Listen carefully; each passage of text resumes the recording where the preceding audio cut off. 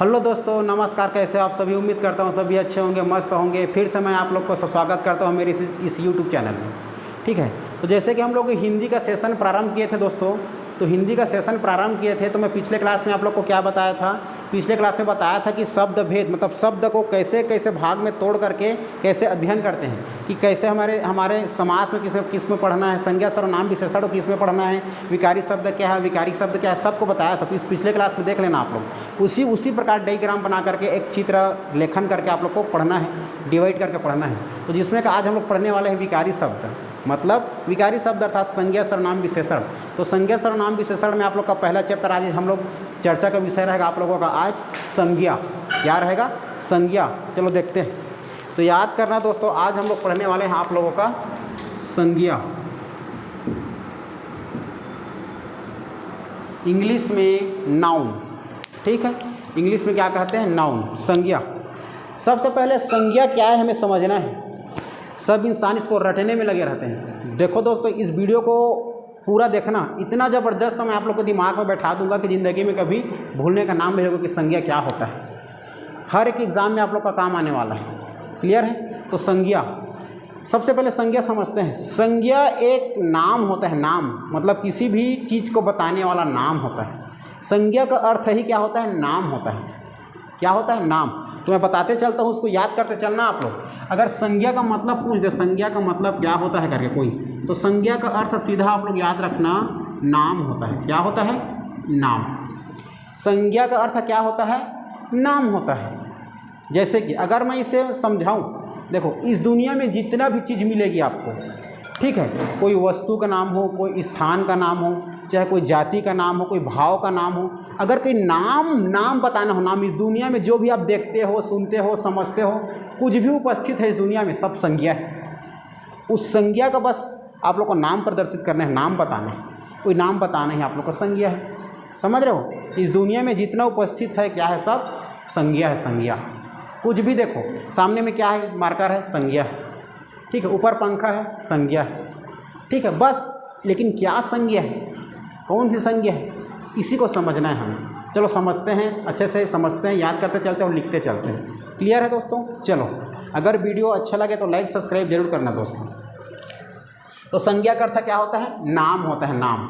अगर मैं आप लोग को छोटे से इसको मैं एक परिभाषा बता दूं, क्या बताऊं? परिभाषा बताऊं कि संज्ञा क्या होती है।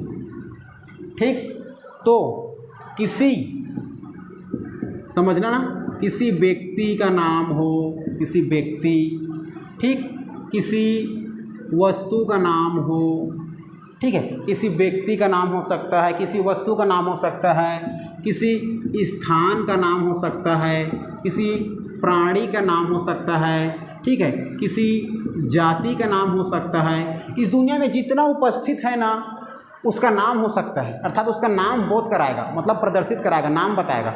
अर्थात किसी व्यक्ति, वस्तु, उसके बाद स्थान, प्राणी, जाति या भाव को उत्पन्न होने वाले भाव के नाम का बोध कराने वाले, मतलब नाम बताने वाले शब्द को क्या कहते हैं? संज्ञा कहते हैं। ठीक है, मतलब किसी चीज़ का नाम बताना ही संज्ञा है। क्लियर है? किसी व्यक्ति हो या वस्तु हो, स्थान, प्राणी या जाति के नाम का बोध कराए, जाति का नाम का क्या कराए? नाम का बोध, नाम का बोध कराने वाले, नाम का बोध कराने वाले शब्द को क्या कहेंगे? शब्द को संज्ञा कहेंगे। ठीक है, संज्ञा कहते हैं। समझ आई बात? जैसे कि अगर कोई व्यक्ति है, व्यक्ति मान के चलो विक्रम एक व्यक्ति है, तो विक्रम लिख दिया, नाम, इस व्यक्ति का मैं नाम लिख दिया, तो विक्रम क्या है आप लोग का? संज्ञा है। जैसे कि मैं नाम लिख दूंगा, किसी व्यक्ति का नाम लिख दिया, विक्रम लिख दिया, तो विक्रम आप लोग का क्या है? ये एक संज्ञा है। अगर मैं वस्तु का नाम लिख दिया, वस्तु, तो वस्तु में पंखा क्या है? संज्ञा है। अगर मैं लिख दिया स्थान का नाम, मान चलो स्थान का नाम मैं लिख दिया अंबिकापुर लिख दिया, या मैं लिख दिया अंबिकापुर के जगह मैं रायपुर लिख दिया, ये स्थान का नाम रायपुर लिख दिया। ठीक है, स्थान का नाम चाहे भारत, जापान, ये सभी आप लोग का स्थान का नाम। किसी प्राणी का नाम लिख दिया, घोड़ा, या कोई समझ लो किसी पशु का नाम गाय, ये सभी संज्ञा है। कोई जाति का भी नाम लिख सकता हूँ मैं, ठीक है। इस प्रकार जब किसी प्रकार के व्यक्ति, वस्तु, स्थान या जाति के नाम का बोध, मतलब नाम का बोध कराए अर्थात नाम बताए, क्या कहलाता है? संज्ञा कहलाता है। क्लियर है? संज्ञा, तो याद रखना संज्ञा, इस प्रकार संज्ञा होता है। लेकिन संज्ञा तो बहुत है, लेकिन संज्ञा, घोड़ा सब अलग अलग प्रकार दिख रहे हैं, अंबिकापुर, पंखा विग्रह सब अलग अलग प्रकार से दिखाई दे रहे हैं हमें। तो इसको अलग अलग प्रकार से समझने के लिए हमें संज्ञा का विभिन्न अंग समझना है। संज्ञा का मुख्य रूप से 3 प्रकार होता है, और पूरा अगर पूछा जाए तो संज्ञा का सामान्यतः 5 प्रकार होता है।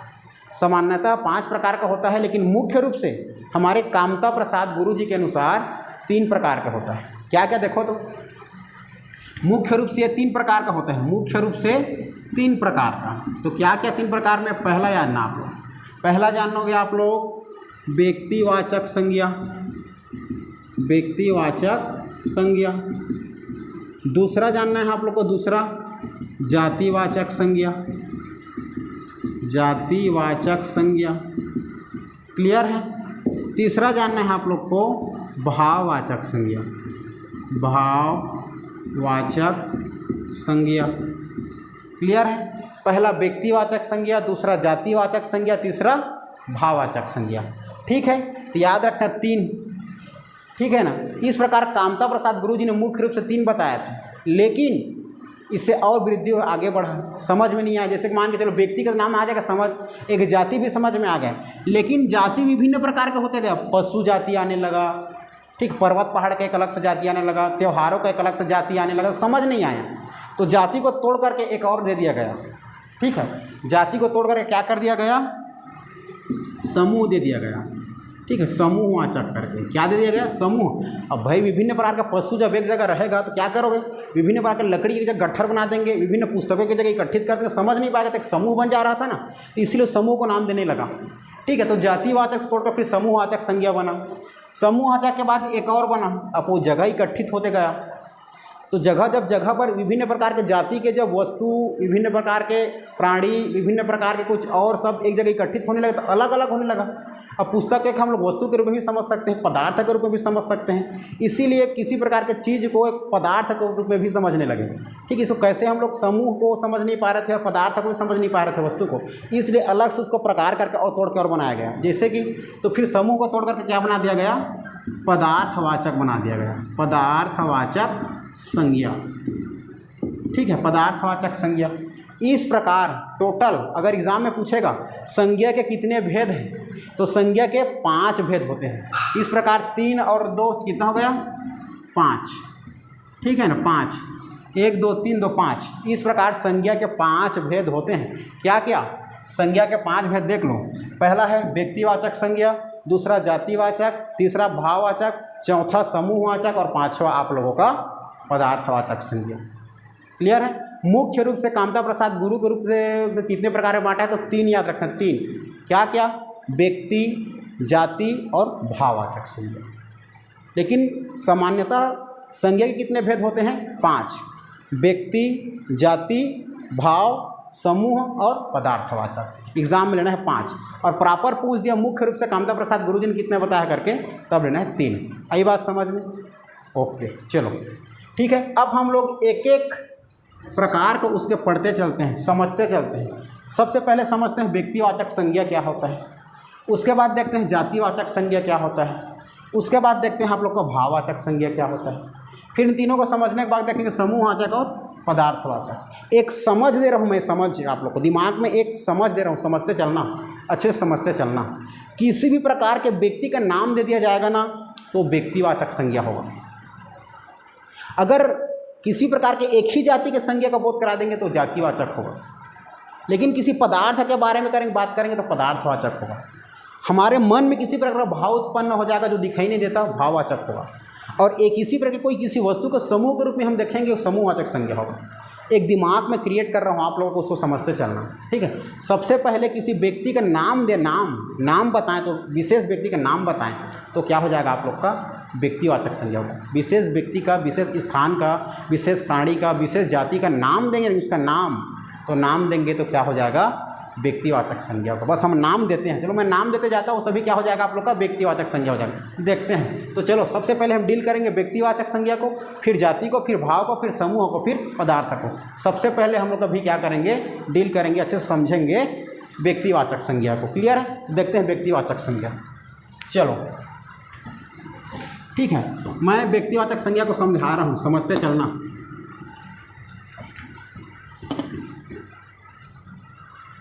देखो समझना, पहला हम समझते हैं व्यक्तिवाचक संज्ञा। क्या? व्यक्तिवाचक संज्ञा। ये व्यक्तिवाचक है। व्यक्तिवाचक के बाद, समझाने के बाद मैं आप लोग को समझाऊंगा, व्यक्तिवाचक के बाद जातिवाचक संज्ञा। ठीक है, जातिवाचक संज्ञा। जातिवाचक संज्ञा के बाद आप लोग को मैं समझाऊंगा, क्या समझाऊंगा, जाति के बाद समूहवाचक को समझाऊंगा, समूहवाचक संज्ञा। ठीक, पहले इस तीनों का एकदम समझ क्रिएट कर रहा हूँ आप लोग के दिमाग में, एक अवधारणा क्रिएट कर रहा हूँ। ठीक है, कॉन्सेप्ट उसको समझना, कॉन्सेप्ट याद रहेगा, ज़िंदगी भर आप लोग का एग्जाम बनेगा, एक भी नहीं छूटने वाला दोस्तों, मैं दावा कर रहा हूँ। बस एक दिमाग में समझ आप लोग पैदा करो। चलो, तो सबसे पहले देखते हैं हम व्यक्तिवाचक संज्ञा कि व्यक्तिवाचक संज्ञा क्या है। जब किसी विशेष व्यक्ति, विशेष प्राणी, विशेष वस्तु, विशेष स्थान के नाम को एक रूप में हम समझाएं या विशेष नाम को बताएं, क्या कहलाएगा? व्यक्तिवाचक संज्ञा। क्या बोला मैं? जब किसी विशेष जगह को, विशेष प्राणी को, या विशेष स्थान को, या विशेष जाति को नाम दूंगा, नाम उसका एक नाम दूंगा, क्या कहलाएगा? नाम देना ही उसका व्यक्तिवाचक संज्ञा होगा। ठीक है, जैसे कि मान के चलो मैं बोला, क्या बोला? किसी विशेष, ठीक, किसी विशेष व्यक्ति, ठीक, किसी विशेष व्यक्ति के, किसी विशेष व्यक्ति हो या जाति हो या वस्तु हो या प्राणी हो या क्या हो, स्थान हो, इसका नाम देना ना, विशेष नाम, विशेष व्यक्ति, वस्तु, स्थान का नाम दूंगा मैं, उसका नाम दूंगा तो क्या हो जाएगा? व्यक्तिवाचक संज्ञा होगा। चलो, जैसे कि मैं दे दिया नाम, मान के चलो मैं नाम दे दूंगा, मैं लिख दिया सचिन। क्या लिख दिया? सचिन। सचिन आप लोग क्या है? नाम दे दिया ना, सचिन, व्यक्ति को मैं नाम दे दिया, सचिन नाम है ना भाई, तो नाम व्यक्तिवाचक संज्ञा, विशेष व्यक्ति का नाम दे दिया। अगर मैं लिख दिया किसी में त्योहारों का नाम लिख दूंगा, जैसे कि मैं लिख दिया होली, होली लिख दिया, होली है आप लोग का क्या है? व्यक्तिवाचक संज्ञा है। अगर मैं लिख दिया पुस्तक, ठीक है, पुस्तक नहीं, रामायण लिख दिया, रामायण। अगर मैं रामायण लिख दिया तो रामायण एक पुस्तक है, एक महाकाव्य है। ठीक है, अगर मैं लिख दिया, मान के चलो लकड़ी लिख दिया, लकड़ी भी एक प्रकार का है, क्या है आप लोग का? समझ रहे हो? नहीं, लकड़ी को हटाओ। चलो, मैं लिख दिया सचिन, लिख दिया होली, लिख दिया रामायण, लिख दिया। ठीक है, अगर ग्रह का मैं नाम दे दिया, ग्रह का नाम दे दिया, मान के चलो मैं शुक्र दे दिया, या कुछ और नाम दे दिया, शुक्र, मंगल भी एक ग्रह है, इस प्रकार का मैं नाम दे दिया, ग्रह का नाम दे दिया। तो किसी प्रकार के विशेष व्यक्ति, विशेष वस्तु, विशेष स्थान का नाम देना है, क्या है आप लोग का? व्यक्तिवाचक संज्ञा है। ठीक है, जैसे कि मान के चलो अब जाति क्या है, देखो सचिन क्या है, हमारा एक खिलाड़ी है, खिलाड़ी। सचिन क्या है आप लोग का? खिलाड़ी है। तो सचिन एक खिलाड़ी है ना भाई, तो खिलाड़ी क्या है, उसका एक पेशा हो गया, है ना। खिलाड़ी बोल दिया तो जाति, लेकिन खिलाड़ी का मैं नाम दे दूंगा, तो खिलाड़ी का नाम दे दूंगा तो क्या हो जाएगा? व्यक्तिवाचक संज्ञा। खिलाड़ी एक जाति हो जाएगा, किस प्रकार के जाति में आ रहा है। अगर मान चलो होली है, होली, अगर मैं त्यौहार बोल दिया, त्यौहार एक जाति है, लेकिन जाति में त्यौहार का नाम दे दूंगा तो होली, हरेली, दीपावली, यदि उसका मैं नाम दे दिया तो व्यक्तिवाचक संज्ञा।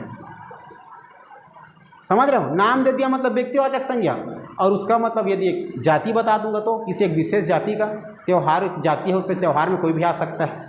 ठीक है, मतलब एक विशेष जाति आ जाती है, वो हमारा जाति है। अगर हम जाति को समझें, जातिवाचक संज्ञा क्या है, यदि किसी भी एक ही जाति के शब्दों का बोध कराए, एक ही जाति के शब्दों का बोध कराए, उसको जातिवाचक संज्ञा कहते हैं।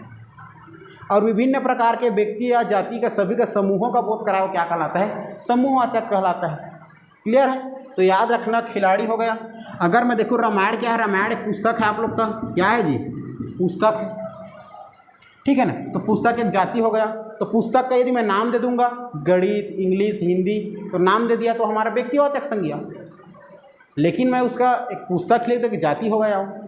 अगर मैं लिख दिया, मान के चलो पर्वत लिख दिया, पर्वत, क्या लिख दिया, पर्वत, तो पर्वत तो सभी जानते हो, लेकिन मैं पर्वत का नाम लिख दूंगा तो पर्वत का नाम अरावली पर्वत करके, अरावली पर्वत लिख दूंगा तो अरावली एक नाम हो गया। तो नाम हो गया मतलब व्यक्तिवाचक संज्ञा। और उसका मैं जाति को बता दूं, कौन सी जाति, तो पर्वत। समझ रहे हो। इस प्रकार अगर मैं लिख दिया दिन का नाम, देखो ये हमारा दिन है, दिन क्या है, दिन हमारा एक जातिवाचक संज्ञा है। लेकिन दिन का नाम लिख दिया मैं शुक्रवार है करके, तो शुक्रवार हमारा क्या है आप लोग का, व्यक्तिवाचक संज्ञा है। लेकिन दिन जातिवाचक संज्ञा है। शुक्रवार आप लोग का व्यक्तिवाचक, जबकि दिन उसका जातिवाचक संज्ञा है। अगर मैं लिख दिया यहाँ पर, मान के चलो ये हमारा लिख दिया, मान के चलो मैं सप्ताह लिख दिया, सप्ताह नहीं दिन, महीना लिख दिया, महीना लिखा या माह लिख दूँ, ठीक है। तो महीना या माह का यदि मैं नाम दे दूँ, जैसे कि जनवरी या फरवरी, जनवरी फरवरी, या मैं नाम दे दूँ चैत्र, चैत, ज्येष्ठ, आषाढ़, सावन, ये सभी हमारा नाम दिया मतलब व्यक्तिवाचक। और कौन से जाति करके बोलेगा तो महीना या माह बोल दूँ तो जातिवाचक हो जाए।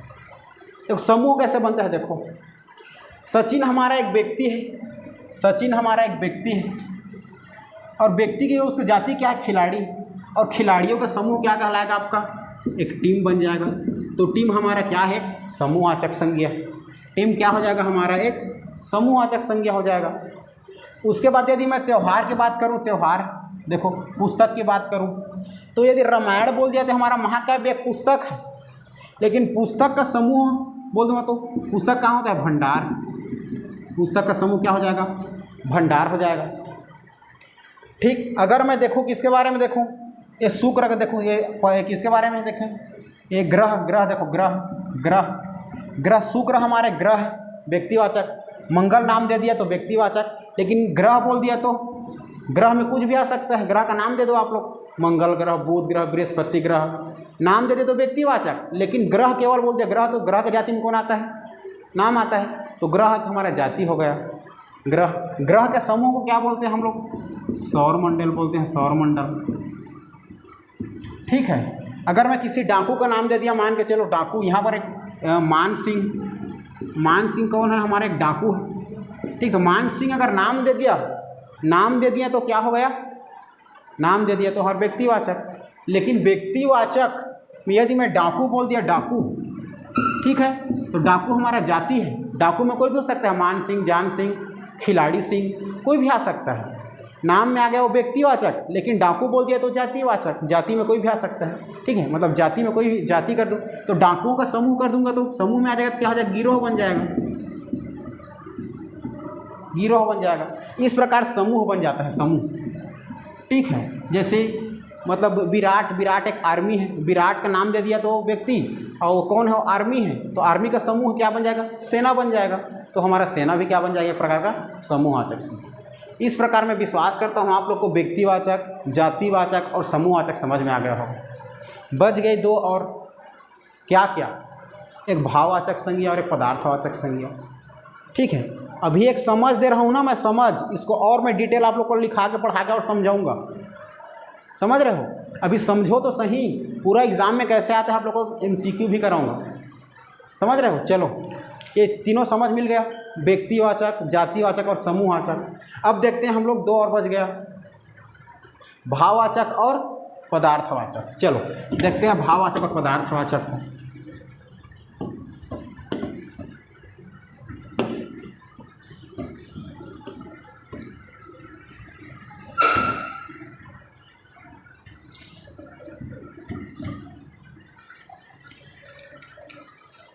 चलो तो दो बचा था हमारा, क्या, एक भाववाचक संज्ञा,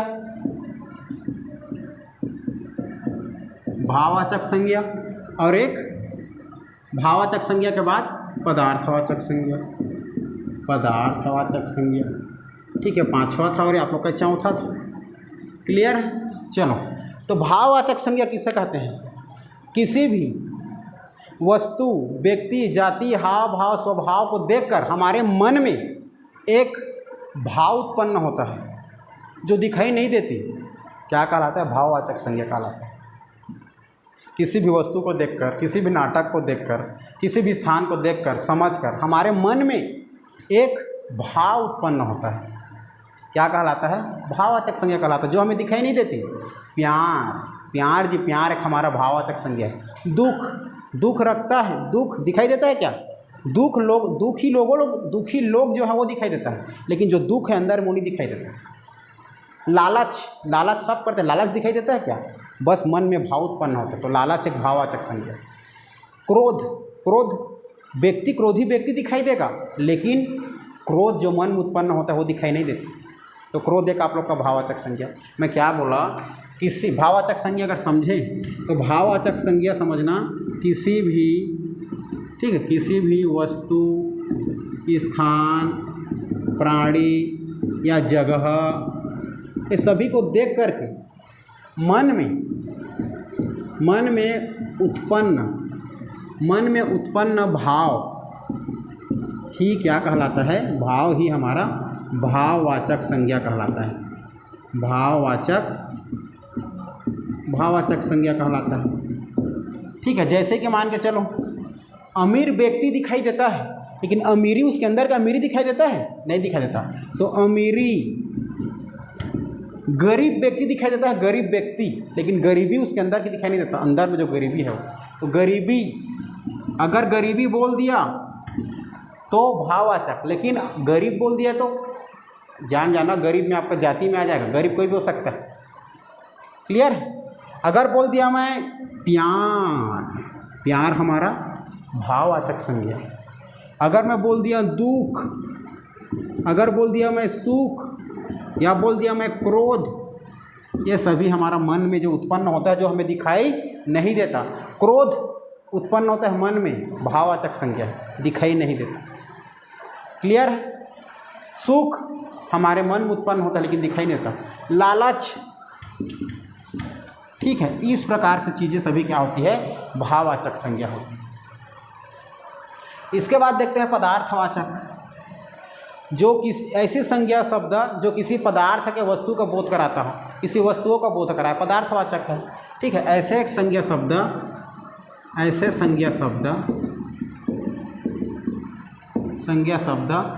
जो वस्तु होने का बोध कराए। क्या होने का? वस्तु होने का बोध कराए। तो वस्तु होने का बोध कराता है, जैसे कि चना, चावल, दाल, समझ रहे हो? ये सभी क्या है? हमारा पदार्थवाचक है, जो बनिया की दुकान में मिलेगा। ठीक है, सभी क्या है आप लोग का? पदार्थवाचक है। नमक, समझ रहे हो जी? नमक, तेल, ये सभी हमारा क्या है? पदार्थवाचक संज्ञा। इस प्रकार आप लोग का संज्ञा का 5 भेद और 5 प्रकार समझा दिया दोस्तों। अब इसी संज्ञा से के बाद बनेगा सर्वनाम। संज्ञा के स्थान पर प्रयोग होने वाले शब्द को हम लोग सर्वनाम कहते हैं। ठीक है, और जो संज्ञा और सर्वनाम की विशेषता बताए उसे विशेषण कहते हैं। तो संज्ञा, सर्वनाम, विशेषण को बाद में पढ़ेंगे। और संज्ञा से उत्पन्न ये जो भाववाचक संज्ञा है ना, भाववाचक संज्ञा, ये संज्ञा जो भाववाचक संज्ञा, ये सर्वनाम से भी बनता है, विशेषण से भी बनता है, और आप लोगों का ये अव्यय शब्द से भी बनता है। और जो जातिवाचक संज्ञा पढ़ाया था ना, वो जातिवाचक संज्ञा से भी क्या बनता है? आपका भाववाचक बनता है। जैसे कि जातिवाचक से मैं बता दूं आप लोग का, जैसे कि मानव हमारा जातिवाचक संज्ञा है, तो जातिवाचक संज्ञा से भाववाचक संज्ञा में कैसे बनेगा? ठीक है, मानव हमारा जातिवाचक है, तो मानव से क्या हो जाएगा? मानवता, यह हमारा भाववाचक संज्ञा बना। ठीक है, ऐसा अगर मैं बोल दिया, देखो, अगर बोल दिया मैं गरीब, गरीब हमारा एक जातिवाचक संज्ञा है, और गरीबी लिख दिया तो भाववाचक संज्ञा। ठीक है, इस प्रकार से। सुंदर बोल दिया तो सुंदर एक जातिवाचक संज्ञा है, और सुंदरता बोल दिया तो एक भाववाचक संज्ञा है। तो संज्ञा से भी, सर्वनाम से भी, विशेषण से भी आप लोग का भाववाचक संज्ञा बनता है। उसको दूसरे क्लास में देखेंगे दोस्तों। क्लियर है? तो यदि वीडियो अच्छा लगे तो लाइक, शेयर, सब्सक्राइब जरूर करना दोस्तों। फिर फिर मिलेंगे हम लोग दूसरे वीडियो में, तब तक के लिए जय हिंद जय भारत।